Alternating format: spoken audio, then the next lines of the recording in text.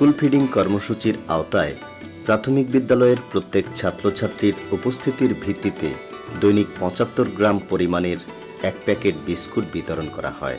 এতে শিশুদের পুষ্টি নিশ্চিত করার জন্য কিছু বিশেষ উপাদান রয়েছে, অনেকগুলো ভিটামিন রয়েছে। দরিদ্র জনগোষ্ঠীর যে সন্তানেরা স্কুলে এসে যখন এই বিস্কিটটি পাচ্ছে, খাদ্যের যে চাহিদা, সেই চাহিদাটি একদিকে পূরণ হচ্ছে, অন্যদিকে তার পুষ্টির যে ঘাটতি, সেই ঘাটতিও পূরণ হচ্ছে। প্রকল্পভুক্ত এলাকাগুলোতে শিক্ষার্থী ভর্তি 100% নিশ্চিত হয়েছে। উপস্থিতির হার পূর্বের তুলনায় ৫% থেকে 13% বৃদ্ধি পেয়েছে। ঝরে পড়ার হার কমেছে। সর্বোপরি প্রাথমিক শিক্ষার গুণগত মানে উন্নীত হবার অনুকূল পরিবেশ সৃষ্টি হয়েছে।